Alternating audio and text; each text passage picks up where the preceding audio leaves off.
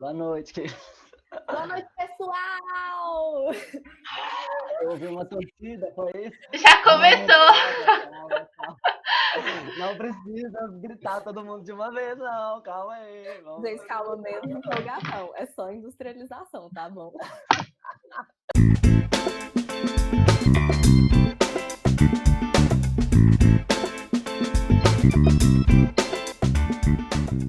Mas boa noite, ou bom dia, boa tarde, para quando vocês estiverem vendo essa aula, gente. Que claramente não é agora. Claramente não. Porque vocês estão muito ocupados e tal, tudo bem, não tem problema nenhum. Tá tudo certo. Tranquilo. Mas mandem as perguntas quando vocês verem. Meu nome é Gabriel, sou professor de Sociologia da Unidade Floresta Emancipa. E meu nome é Júlia e eu sou a nova professora de Geografia também da Unidade Floresta do Emancipa. Ouvi uma torcida de novo, hein? Nós vamos dar aula de industrialização. É um tema, vai ser um tema complementar e um tema da aula das aulas de geografia vai ser um novo tema, né? E da parte de sociologia, galera, vai ser um tema complementar ao tema que a gente já vem falando, que é daquela módulo que a gente está fazendo de modernidade. Então a gente vai falar, né, sobre como o processo de industrialização ali das revoluções industriais e tal foi muito importante durante a modernidade. E aí é isso. Aí, Ju, fica à vontade. E no caso de geografia, na verdade, eu vou começar a introduzir agora a geografia política.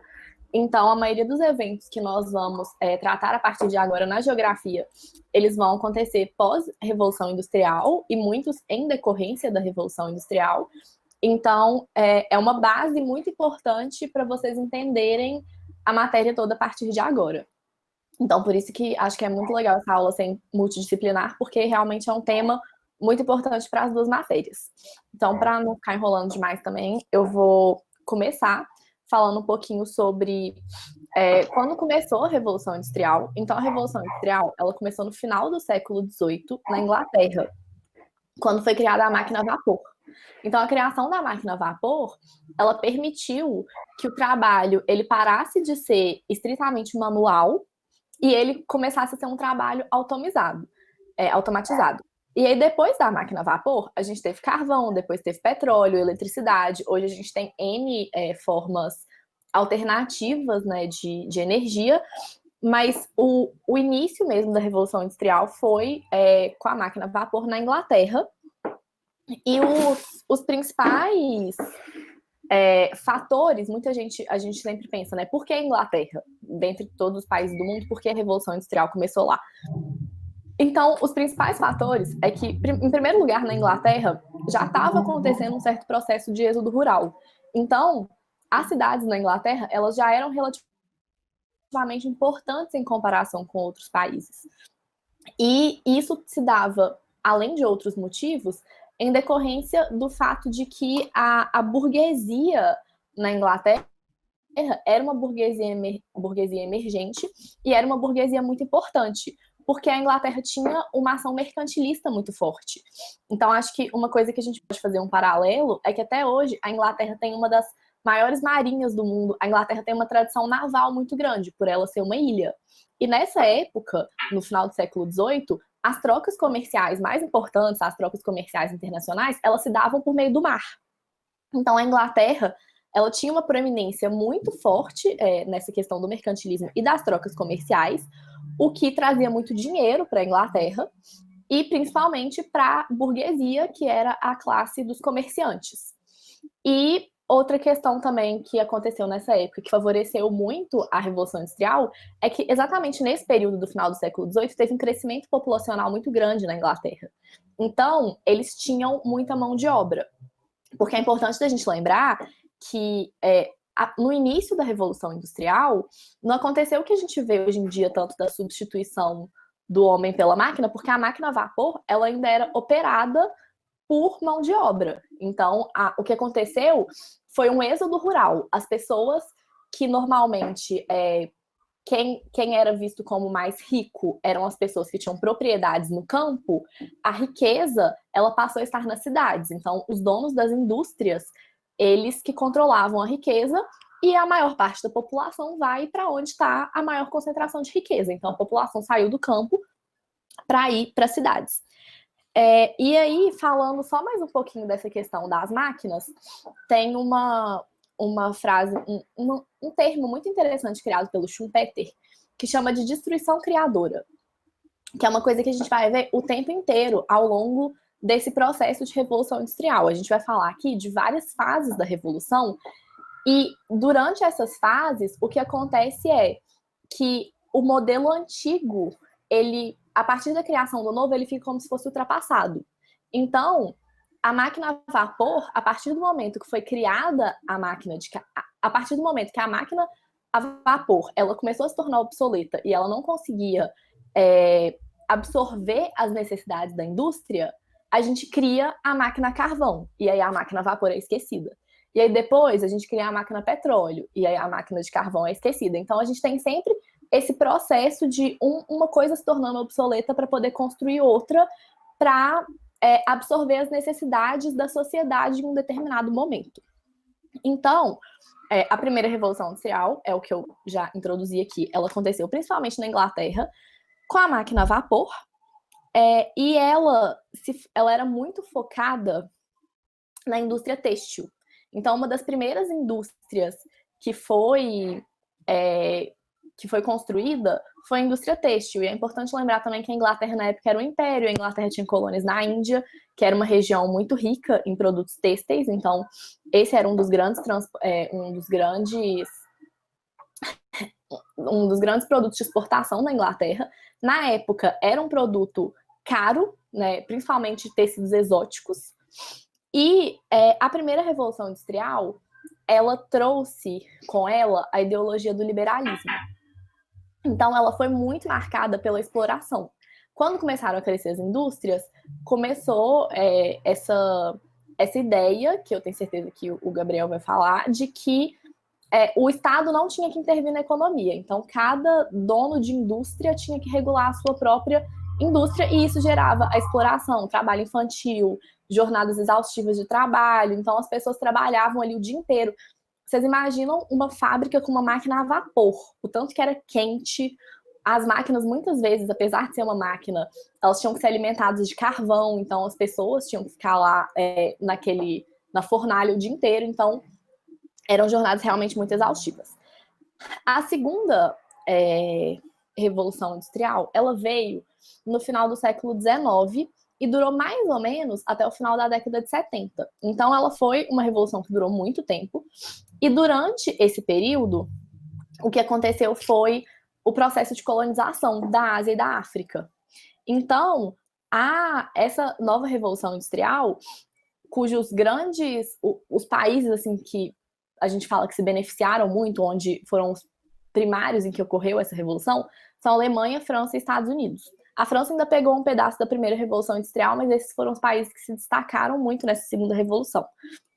E durante essa segunda revolução, como a gente tinha aí os países da África e da Ásia produzindo matéria-prima, as metrópoles, elas podiam se focar cada vez mais apenas na indústria, porque a matéria-prima vinha de fora. Então, eles não precisavam gastar a mão de obra deles nos campos, porque o trabalho na indústria, ele era mais valorizado nessa época.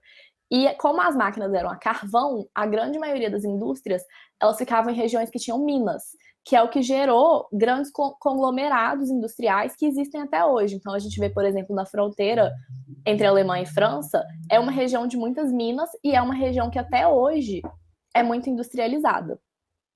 E nessa época começou a ter um movimento sindical, então os trabalhadores começaram a ter um pouco mais de direitos. Acho que o Gabriel também vai falar disso. E essa divisão internacional do trabalho que foi criada, de as colônias produziam matéria-prima e as metrópoles transformavam essa matéria-prima, ela gerou uma concentração de capitais muito grande nos países que são as metrópoles, e gerou uma dependência muito grande que muitas vezes existe até hoje. Então, a gente vê, por exemplo, no caso da Inglaterra, até hoje eles têm a figura do Commonwealth, que basicamente são todas as colônias da Inglaterra continuam ligadas à metrópole, porque muitas delas ainda dependem da Inglaterra para várias coisas.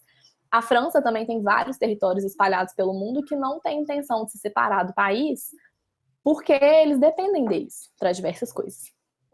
E a terceira revolução industrial, ela também é conhecida como a Revolução Tecnocientífica. Então, essa revolução, ela aconteceu principalmente depois da Segunda Guerra Mundial. Foi quando ela foi mais acentuada. Por quê? Porque durante a Segunda Guerra Mundial, a gente teve um fenômeno importantíssimo, que a gente vai falar também na próxima aula, que vai ser sobre globalização, então fiquem ligados, cenas dos próximos capítulos, que foi a expansão dos transportes e da telecomunicação. Então, transportes e telecomunicações intracontinentais, que era uma coisa que antes era muito difícil, eles tiveram que ser rapidamente melhorados durante a Segunda Guerra Mundial por necessidades bélicas mesmo dos países. E isso favoreceu as trocas internacionais, favoreceu a globalização e a formação de conglomerados multinacionais. Então, empresas que tinham várias sedes ao redor do mundo todo. E aí, quem se destaca, por assim dizer, nessa Revolução Industrial, os países que chegam à Revolução Industrial, são os países do chamado Terceiro Mundo, né, que são os países subdesenvolvidos, o sul geográfico, o sul econômico, e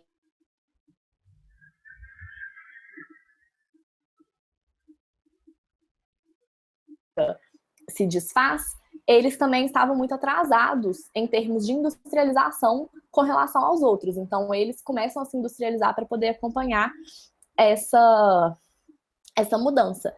Você quer falar um pouco da sociologia? Fazendo um adendo, assim, tipo, apareceu aqui que a reunião tá gravada. Então, fazendo assim um parênteses só, Ju, a gente fala que é revolução muito pelo que a gente já estudou nas últimas aulas, assim, nesse módulo que a gente está vendo de cidadania, modernidade e tal. Que é o quê? A revolução é porque é uma mudança estrutural. E a revolução industrial que a gente está falando é uma mudança estrutural que aconteceu numa área tecnológica e socioeconômica, para além de todas as outras esferas que foram influenciadas, né? Então, assim, é uma revolução justamente por causa dessa mudança que houve entre as relações entre as pessoas. As pessoas começaram a se relacionar de forma diferente, começaram a ter concepções diferentes, pensar de forma diferente. Então, hoje a gente carrega uma tradição muito grande desse período, assim, justamente porque ele foi muito importante na construção da história que a gente tem. E aí, nisso, falando muito sobre o que a Ju estava falando mesmo, que ela falou sobre realmente essa ideia de que o patrão manda e de até que ponto ali existe alguma interferência no que ele pode ou não pode mandar a partir dos trabalhadores, é uma coisa que a gente vai conversar muito hoje, sobre as condições que essas pessoas eram colocadas. Porque esse patrão ali, naquele período, como ali existia uma nova configuração das coisas, um novo jeito de se pensar, um novo jeito de se configurar as relações, o que aconteceu foi que a maior tradição que ele estava carregando nas costas, das revoluções e da estrutura que ele estava carregando, era realmente daquilo que a gente está estudando. Foram as revoluções burguesas, que foi a Revolução Francesa ali, né, todas as revoluções que aconteceram ali durante a Primavera dos Povos, que a gente estava conversando. Então, assim, durante todo esse período, que teve esse tanto de revolução que falava sobre liberdade, igualdade, fraternidade, sobre todas essas defesas desses princípios, a gente tem ali realmente essa ideia de que o patrão, por exemplo, ele deve ter a liberdade de fazer o que ele quer, porque a propriedade é dele. Só que ao longo do tempo essa ideia foi mudando, foi sendo debatida, e até hoje a gente debate isso. É um debate que com certeza vocês já tiveram, ou já passou por alguma discussão de vocês, assim. Então, esse é o processo que a gente vive hoje, assim, e essa é a tradição que a gente carrega. Mas era isso mesmo, Ju. Pode seguir aí. Então, na linha também do que o Gabriel acabou de falar, eu tinha esquecido de falar que durante a Segunda Revolução Industrial foi quando começou o movimento keynesiano. Então, assim, se durante a primeira Revolução Industrial a gente tinha essa ideia do liberalismo total, de que a indústria é do dono e para incentivar a economia a gente tem que deixar ele fazer o que ele quiser, na Segunda Revolução Industrial, depois de muitos anos de exploração, a gente já começa a ver um movimento sindicalista um pouco incipiente e o Keynes ele desenvolve essa teoria do welfare state, que é o estado de bem-estar social, que diz que o Estado ele tem sim que fornecer as bases mínimas para as pessoas viverem bem. Então, ainda não é uma ideia de Estado total, de Estado que tem que interferir diretamente na vida das pessoas, mas o Estado tem que ter um mínimo de controle sobre as atividades econômicas e sobre o bem-estar mesmo da população em geral. E aí eu queria falar agora um pouquinho sobre os modelos de produção. Então, durante a Revolução Industrial, a gente tem muitas pessoas que falam que a gente tem 3 modelos. E tem alguns autores que falam que, na verdade, são só 2 modelos. Mas o que eu queria ressaltar aqui, nesse momento, é que esses modelos de produção, eles não são excludentes. Não é uma linha do tempo. Não começou um, aí acabou e virou só o outro, e depois virou só o outro. Esses modelos coexistiram durante vários momentos. Então, o primeiro modelo é o Taylorismo. Então, o Taylor, na verdade, muitas pessoas dizem que o modelo de produção dele não foi bem um modelo, porque ele escreveu um livro com esse modelo que ele chamava ele chamava de Organização Científica do Trabalho. E aí, a ideia do Taylor era a seguinte, que se cada pessoa fizesse apenas uma tarefa o tempo todo, essa pessoa, e quanto menor fosse a tarefa, quanto mais repetitivos os movimentos que essa pessoa sozinha vai fazer, mais especializada essa pessoa seria naquela tarefa única que ela tem que fazer, e isso tornaria a produção muito mais rápida. Então, o Taylor, muitas pessoas falam, a ideia dele é praticamente transformar as pessoas em máquinas. Então, é aquela ideia de que, assim, vai ter uma pessoa para apertar o parafuso, uma ideia bem tempos modernos. Vai ter uma pessoa que aperta o parafuso, vai ter outra pessoa que bate no prego. Então, e a pessoa, ela não tem absolutamente nenhuma ideia do que está acontecendo no resto da linha de produção. Ela só sabe aquela tarefa dela, ela pode não saber nem o que ela está fabricando. Então, ele divide completamente as etapas dentro de uma indústria, as etapas de planejamento e as etapas de execução.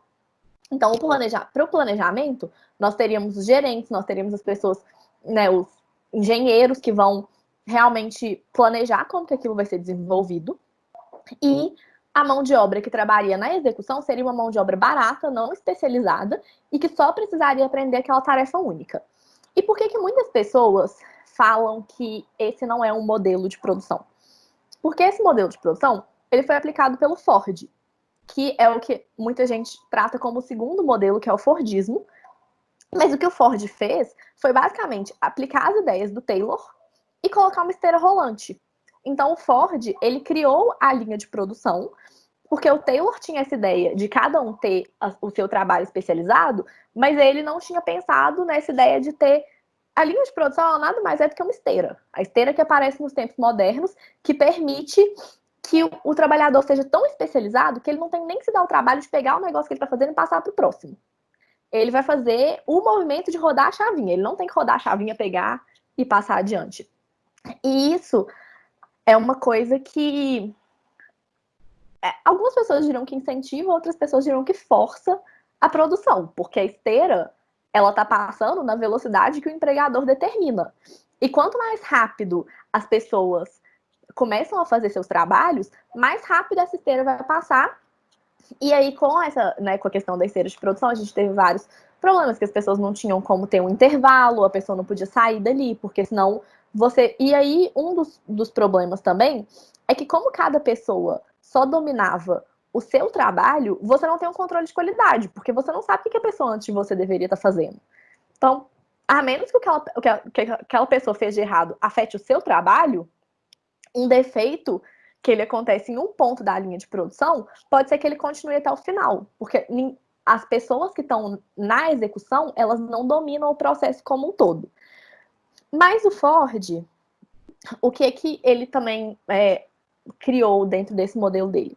Uma ideia de produção em massa e consumo em massa. Então, o Ford, ele era o dono de uma empresa de carros, a Ford, e ele fabricava carros pretos. Ele tinha um modelo, 2 modelos de carro, eles eram todos pretos, eles eram todos iguais, não tinha nenhum tipo de personalização. Por quê? Porque você fabricava milhões daquele carro, você fabricava um carro barato, e o Ford teve a ideia ele teve duas ideias que foram fundamentais para esse modelo dele, que hoje em dia parecem bobas, mas não são, que na época ninguém tinha pensado, que foram, aumentar os salários, porque ele falou, se eu aumento os salários dos meus funcionários, os meus funcionários vão ser meus consumidores.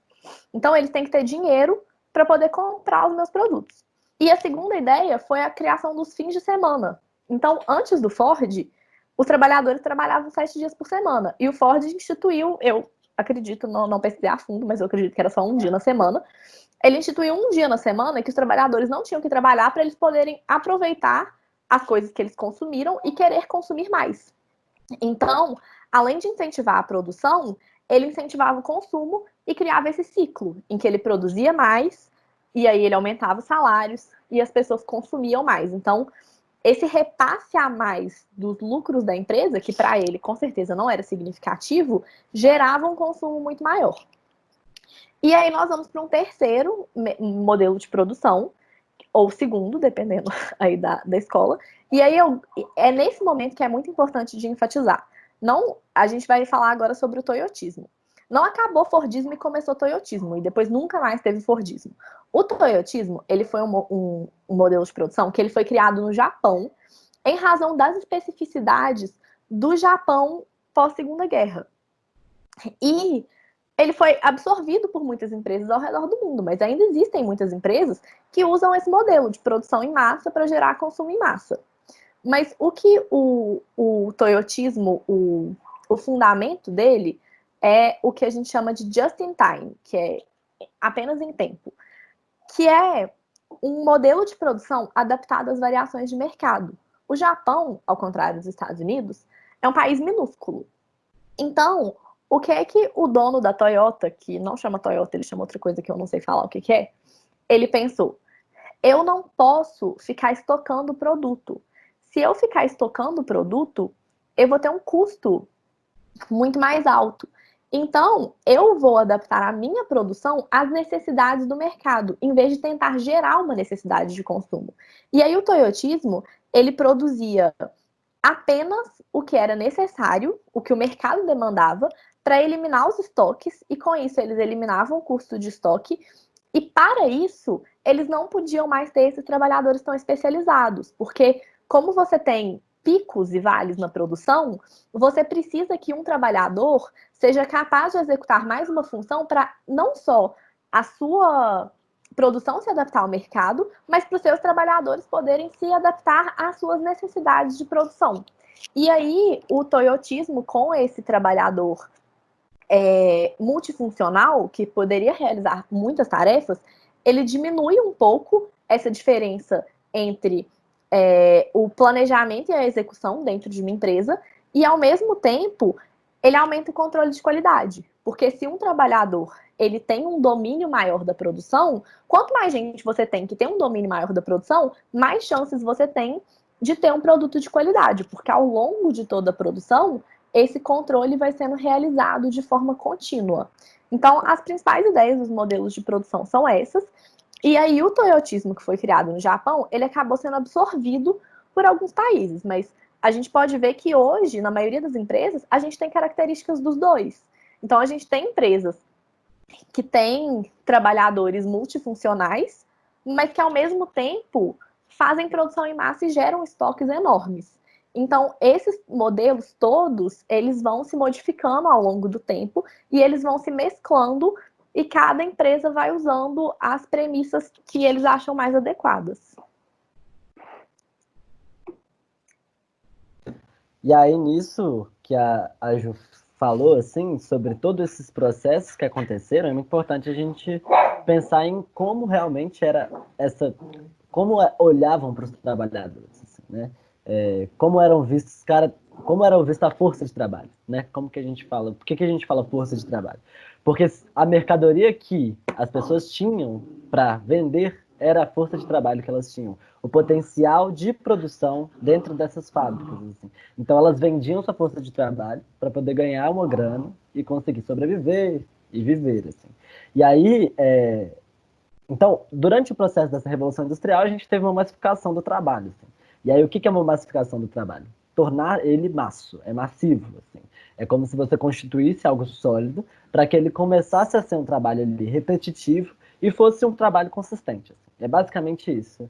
E aí, né, caracterizando ainda mais o trabalho na Revolução Industrial, ele era muito repetitivo. Então a gente tem ali no Tempos Modernos, que a gente estava mostrando para vocês, é uma crítica, né, uma comédia, obviamente, mas é uma crítica muito forte à forma realmente que esses trabalhadores eles tiveram sua inserção nesse mercado fabril ali, das fábricas. Então, por exemplo, o Charles Chaplin, ele fica lá, né, parafusando as coisas, desparafusando, e quando ele sai, ele continua, porque é um trabalho repetitivo, é um trabalho que acontece muitas vezes, o tempo todo, e é muito em relação ao que a Ju estava falando do Fordismo, que tinha uma linha de produção.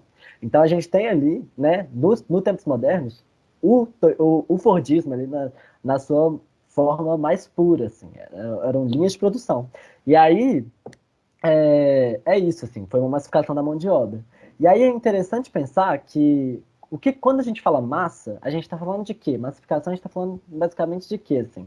A gente está falando de um processo em que você torna. Porque o que é uma massa? Vamos supor ali, a gente tem um bolo para fazer. Então a gente coloca ali ovo e tal, a gente vai colocando cada ingrediente. Quando a gente vai lá e coloca isso tudo junto, bate no liquidificador, seja, se torna uma massa.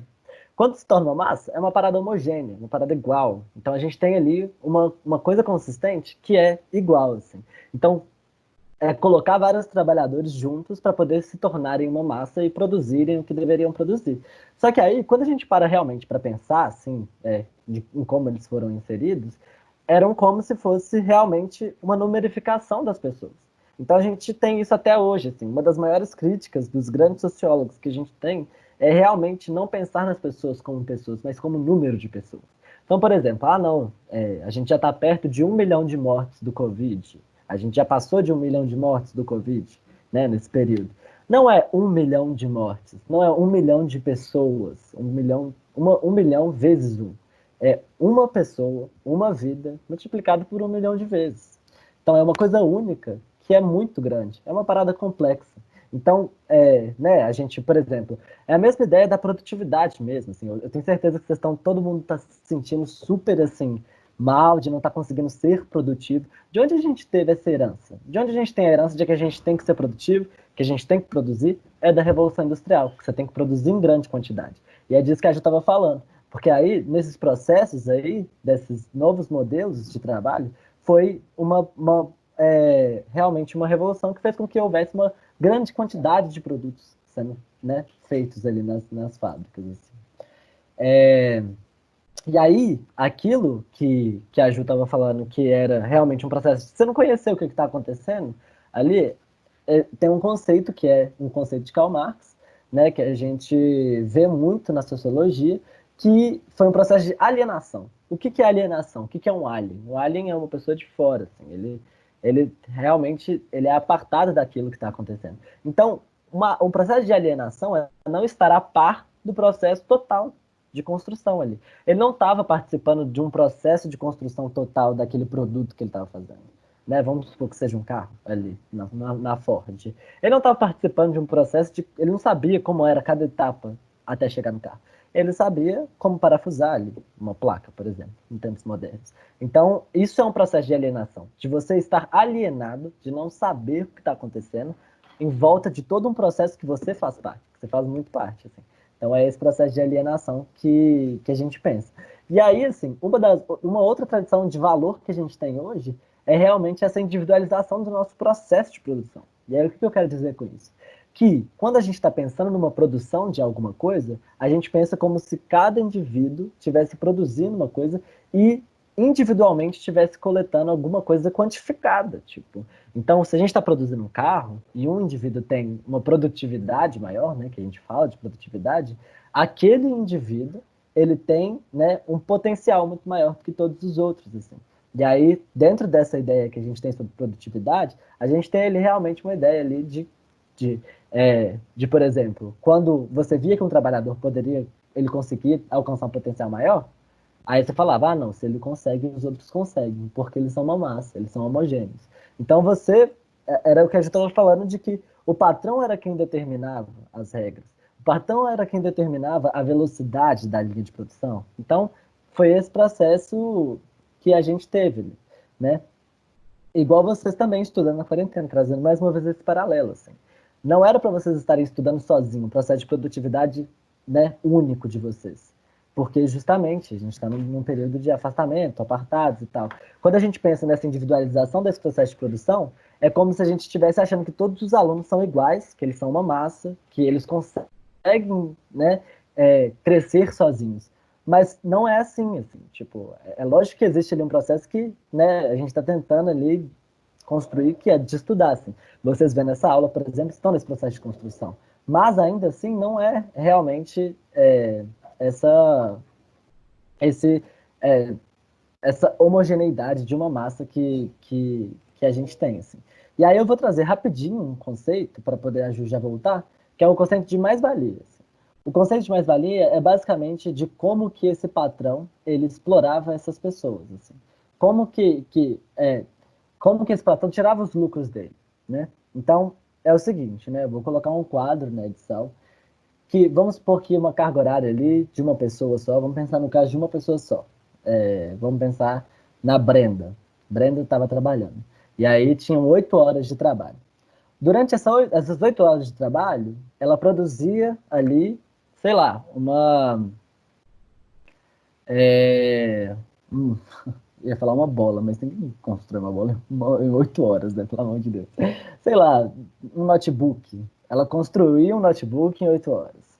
E aí, quando chegaram as máquinas, lógico que não tinha notebook, gente, mas por favor, me entendam. Mas quando chegaram as máquinas ali, é, foi facilitado esse processo da produção desse notebook.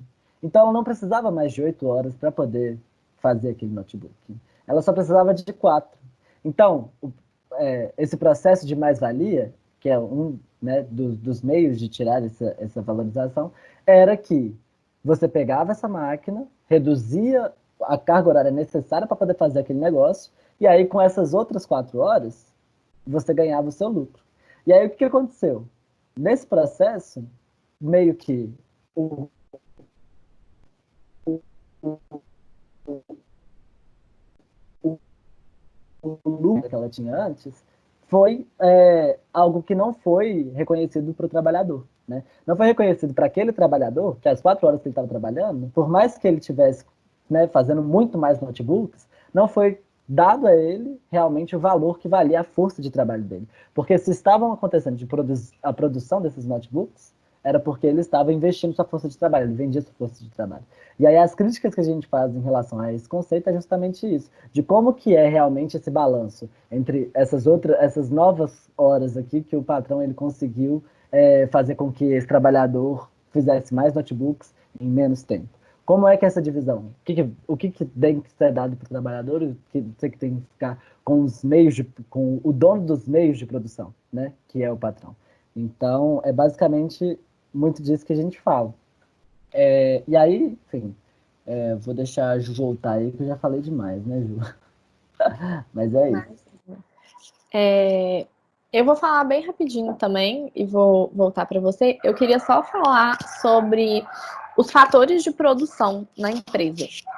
Então, eu acho que, né, falando essa questão dos trabalhadores e da exploração dos trabalhadores, da exploração da mão de obra e da mais-valia, é óbvio que um dos principais fatores na indústria é mão de obra. Mas existem outros fatores que, ao longo dos anos, eles foram determinando a localização das indústrias, principalmente, mas também os tipos de indústria que foram se desenvolvendo. Então, esses são 4 fatores, na verdade: capital, energia, matéria-prima e mão de obra. Então, o primeiro fator de todos que começou a determinar onde que a indústria se localizava era capital. Na época, a Inglaterra era o país que tinha mais dinheiro acumulado para financiar essa empreitada, que podia ter dado muito errado, que foi a Revolução Industrial. Então, tinha que ser, obviamente, um dinheiro que não ia falir o país, porque era uma coisa arriscada, era uma coisa cara comprar esse tipo de máquina mesmo, né? Hoje em dia a gente pensa máquina a vapor, mas era muito caro. A segunda coisa foi a energia. Então, igual eu falei, no início a máquina era a vapor. A máquina a vapor, ela é alimentada por carvão vegetal. Mas logo depois, eles começaram a perceber que se eles usassem carvão mineral, eles podiam produzir energia muito mais rápido. E eles podiam produzir mais energia. Então, as indústrias todas migraram para regiões de Minas, porque eles precisavam de quantidades absurdas e astronômicas de carvão. Então, seria muito caro para eles transportar esse carvão até a indústria. E aí depois nós vamos passar para um terceiro momento, que é o momento em que a gente teve o processo de colonização, em que as mercadorias não, as matérias-primas, elas vinham muito das colônias. E elas vinham como? Elas vinham por meio do mar. Então, a indústria começa a se localizar perto de portos. Por quê? A gente tem o petróleo como principal fonte de energia, que pode ser extraído de várias regiões, mas uma delas é a região oceânica, e a gente tem a matéria-prima vindo das colônias. Então, a gente tem essa migração das indústrias para regiões de portos, para regiões de rios. Então, a gente vê, por exemplo, na Europa, que muitas cidades grandes são desenvolvidas em torno de rios.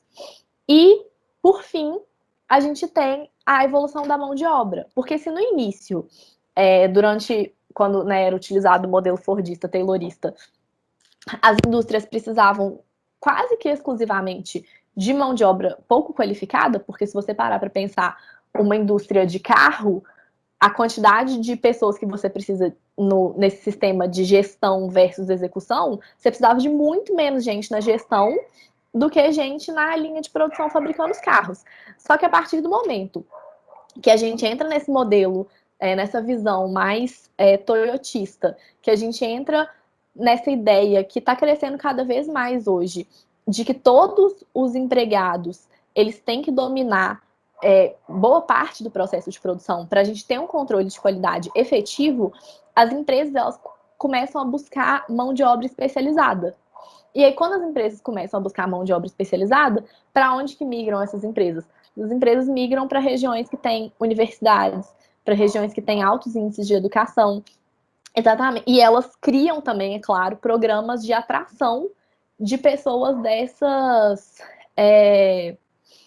regiões para elas. Então, eu acho que assim, toda vez que a gente, enfim, toda vez que tiver uma prova, toda vez que tiver uma pergunta sobre industrialização, é sempre bom ter esses 4 fatores em mente. E em qual contexto que a gente estava. Então, no contexto que a gente estava, onde que estava o capital, qual era a energia mais utilizada, de onde vinham as matérias-primas e que tipo de mão de obra que era muito utilizada na época. Porque se a gente pensar sempre em termos desses 4 fatores de produção, a gente consegue ter uma ideia de o que estava acontecendo com as indústrias, quais eram os principais tipos de indústria, onde que elas estavam localizadas e que modelos de produção que elas estavam utilizando, porque está tudo muito relacionado.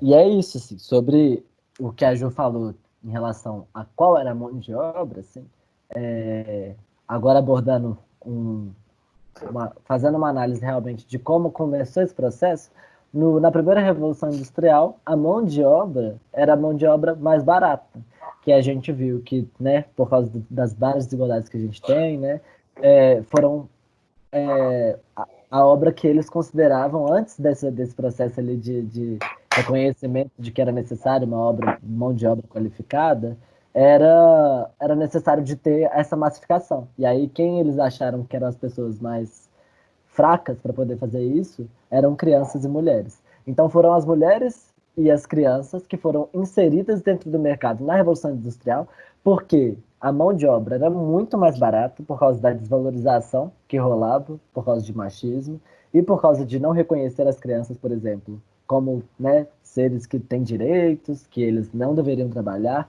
Então, durante todo esse processo, era uma mão de obra que era barata e que as condições de trabalho, além de serem completamente, né, insalubres, que é o que a gente chama de que você não consegue realmente ter um local de trabalho saudável, que você não consegue ele, né? Por exemplo, as crianças trabalhavam, né, que a Ju estava falando de carvão, as crianças trabalhavam na mineração, assim, a partir de 6 anos de idade. Então, se você for para pensar nisso, na carga horária que eles faziam, de 12, 13 horas, 14 horas, dormiam nas fábricas. Então, todo esse processo mesmo, como começou, porque o patrão poderia dar as ordens, a condição de trabalho era muito ruim para os trabalhadores, que eram mulheres e crianças, né? Então, e aí esse processo foi ali insurgindo realmente porque insurgindo realmente uma resistência daquelas condições de trabalho, que é o que a gente chama ali de luta de classes. Então, quando a gente está falando de luta de classe, a gente está falando de quais classes? A gente está falando da classe da burguesia, né? Desse período. É lógico que hoje em dia a configuração da nossa sociedade é diferente, né?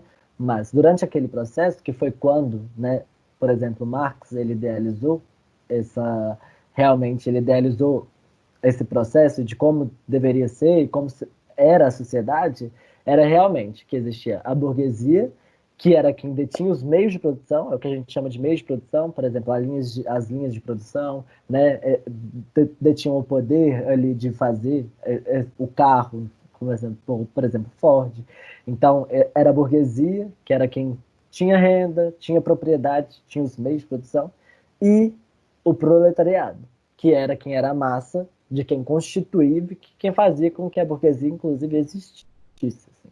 Então, que é a mesma burguesia que lá atrás fez as revoluções e tal. Enfim, contextualização que eu já falei 10 mil vezes. Então, o que acontece? Durante esse processo, o que que Marx fala? O que é a luta de classes? De que, com o tempo, as pessoas foram mostrando resistência a essas condições de trabalho insalubre.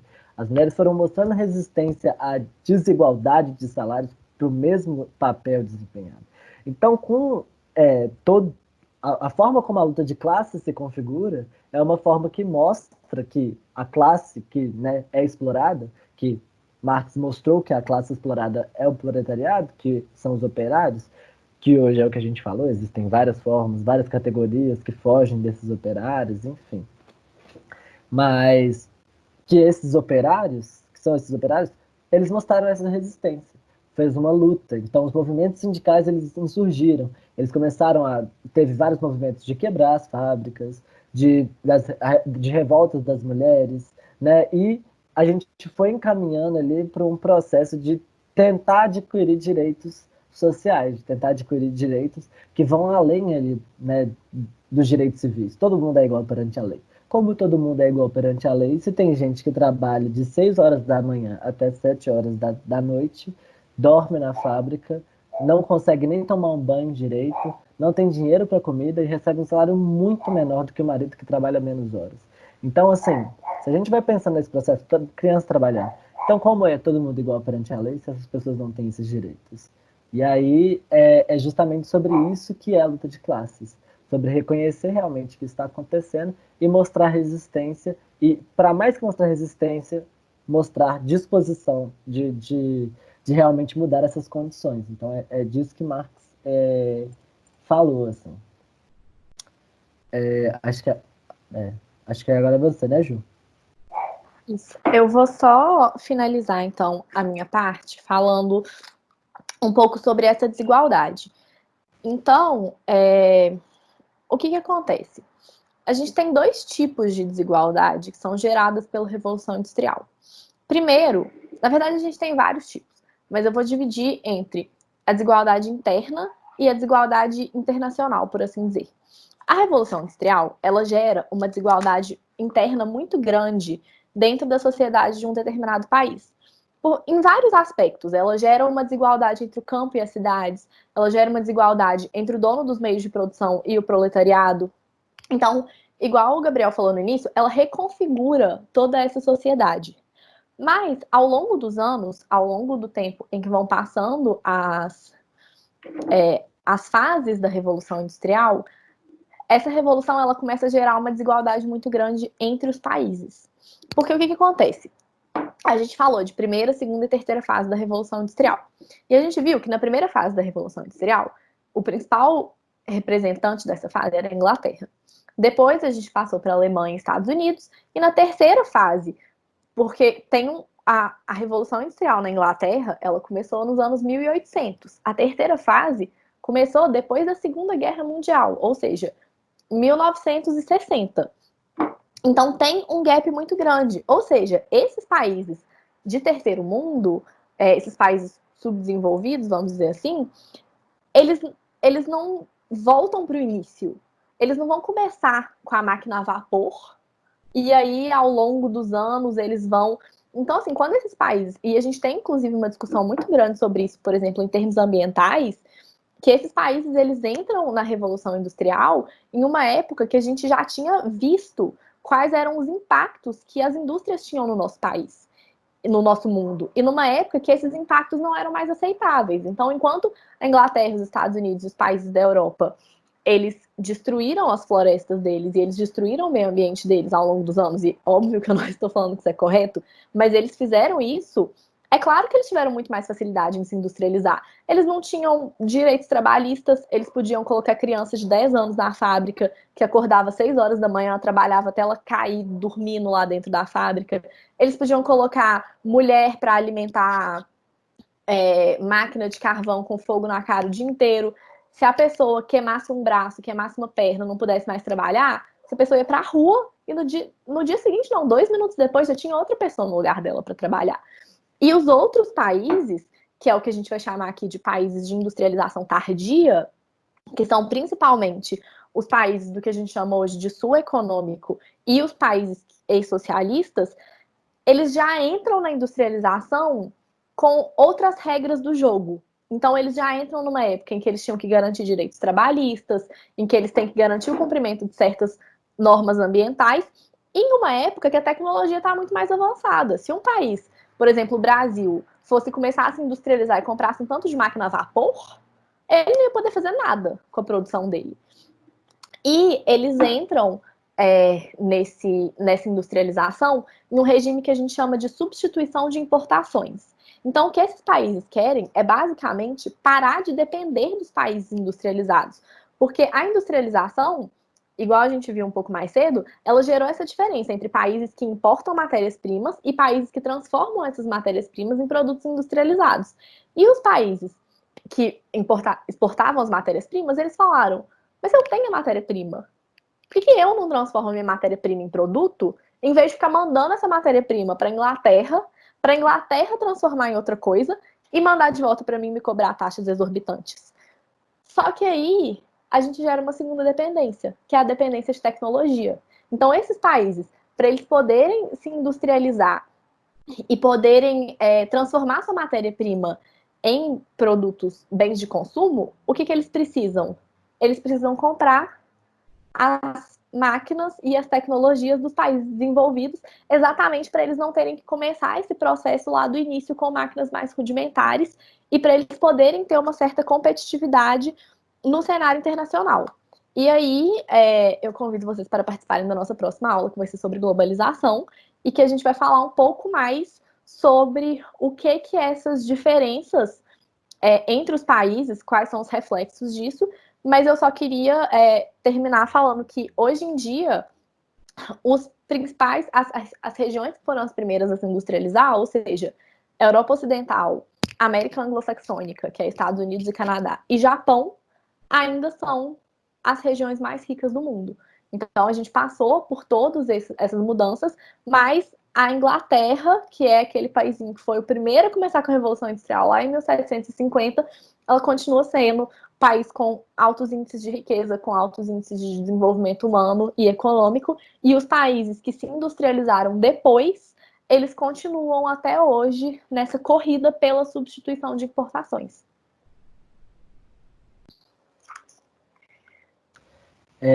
E aí, gente, agora, né, fazendo ainda uma... que a gente estava falando, né, na primeira aula de sociologia, que realmente essa análise social que a gente faz sobre essa desigualdade social que existe, né? Quais são as diferenças e o que faz as coisas serem diferentes. E aí a gente vê que é um processo histórico que vai levando as coisas a como são, assim. Então, por exemplo, uma coisa que é muito importante da gente citar na nossa aula é qual foi o papel da escravidão durante esse processo, né? Como foi que a escravidão ela contribuiu, inclusive, para poder a gente ter a Revolução Industrial. Então, antes da Revolução Industrial, né, que aconteceu ali do século XVIII para o XIX, a gente teve ali um processo que foi o que a gente chama de acumulação de capital. O trabalho escravo fez com que houvesse uma acumulação desse capital para poder realmente fazer com que os patrões, os burgueses, pudessem comprar essas fábricas, pudessem comprar esses meios de produção. Então, e aí, assim, é, é um processo, a gente, por exemplo, estudando sobre racismo, estudando sobre todos esses processos, por que que muitas vezes a gente não analisa isso muito nas aulas? Por quê? Para além né, das análises que a gente faz de que a gente tem um ensino que não, né, realmente aborda muitas questões raciais, que não tem, né, como pauta o racismo estrutural de uma forma bem consolidada, a gente também tem ali um cenário em que durante esse processo de Revolução Industrial, que foi quando a sociologia, inclusive, se tornou ciência, né, que começou a estudar, que começou a se mostrar como uma ciência realmente, que foi durante esse processo da modernidade, né, que foi depois, inclusive, foi ali no fim das abolições da escravatura, mas ainda assim, por exemplo, a Revolução Industrial foi antes da abolição da escravatura aqui no Brasil. Mas ainda assim, né, tendo isso em mente, que aconteceu durante esse processo e tal, foram de pessoas brancas, assim, quem tinha acesso à educação, quem tinha acesso ao conhecimento. Então, para além da desigualdade que a gente tem, que a gente está falando, da desigualdade social que a gente tem, uma que a gente aborda muito pouco, que a gente tem que abordar muito mais, é realmente como as relações raciais eram produzidas. Porque se mulheres e crianças, pensando em mulheres e crianças brancas, eram colocadas nas fábricas e tinham realmente esse processo de uma alta carga horária de trabalho, tinham realmente um processo exaustivo e de perigo e de condições completamente ruins de trabalho, imaginem só as pessoas negras que estavam escravizadas, né? Então, a gente tem ali realmente um processo que a gente tem que reconhecer. E aí, por que que a gente está falando muito, por que que eu estou falando muito de desigualdade social? Porque foi nesse momento em que a sociologia começou a realmente, né, ali com um dos tripés da sociologia, Marx, a gente começou a realmente dar uma analisada de como a nossa sociedade ela é desigual e realmente do tanto que a gente tem que começar a refletir sobre isso. E, né, e quais são as coisas problemáticas e quais são as coisas que não são problemáticas. Então, assim, uma reflexão que eu queria trazer para vocês é que às vezes a gente fica estudando as coisas, a gente fica estudando, né, as condições sociais, a gente fica estudando qual é o histórico, qual é a geopolítica daquele ambiente, de como realmente essas coisas se interligam, assim, mas a gente tem que pensar o que que a gente vai fazer com esse estudo, o que que a gente vai fazer com esse conhecimento, assim, para além, né, de tentar fazer uma prova, né, para além de tentar fazer o Enem. Porque pensem comigo, assim, como é que o nosso conhecimento dá aulas nas nossas salas de aula? É um professor na frente, com quadro, e alunos em fileiras sentados um atrás do outro. E qual é uma analogia fundamental que a gente pode fazer em relação às salas de aulas e à Revolução Industrial? Os alunos, eles são nada mais nada menos que linhas de produção. Eles estão ali adquirindo conhecimento, reproduzindo conhecimento de uma forma muito instrumental ali, é tipo, repetitivo, é massivo, né? Ah, vou anotar esse conceito, vou escrever isso aqui, vou fazer essa prova, nossa, 5 alternativas, como que é isso e tal. Então a gente tem que, né, pensar o que a gente pode fazer com isso. A Revolução Industrial, ela começou assim, o nosso sistema educacional tem muito a ver com a forma que a gente tem ali relação com essa Revolução Industrial. Mas o que a gente pode fazer com isso, né? Então, assim, era o convite a essa reflexão mesmo, e vou salientar aqui, né, o convite da Ju. Venham para a nossa próxima aula. Vai ser muito boa, eu espero. Com muita gente. Enfim, gente. Essas eram as reflexões que eu queria trazer. Assim, não sei se a Ju quer trazer mais alguma coisa. Não, eu acho que você falou muito bem. E assim, quem tiver interesse nessa matéria também, eu convido vocês a não só mandarem as dúvidas, mas pesquisar. Eu acho que o que a gente passou aqui é uma visão muito superficial, porque essa é uma matéria muito complexa e que envolve várias outras coisas, como, por exemplo, essa questão de raça, uma coisa que me veio aqui à cabeça quando você falou, que eu acho que, eu não sei se eles ensinam isso nas escolas hoje em dia, mas um dos motivos que a escravidão no Brasil acabou foi porque a Inglaterra criou uma proibição do tráfico negreiro. E aí a gente vê isso nos livros de história e a gente fala, uau, mas como a Inglaterra era boazinha, eles não queriam mais escravos. E o que a Inglaterra queria? Ela queria consumo, ela queria mercado, exatamente porque eles estavam iniciando a Revolução Industrial.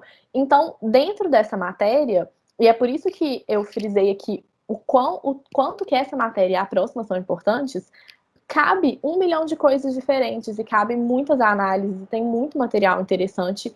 Então, se vocês tiverem um interesse mais aprofundado sobre isso, pode chamar a gente, pode mandar as dúvidas, pode pedir mais material, porque eu acho que, é claro que a gente não tem tempo aqui para dar o tanto que a gente gostaria de dar, mas essa matéria levanta muitas reflexões importantes, não só sobre economia, mas também sobre as estruturas de classe dentro dos países e sobre as estruturas de poder entre os diferentes países e as relações de poder que a gente vê hoje no mundo.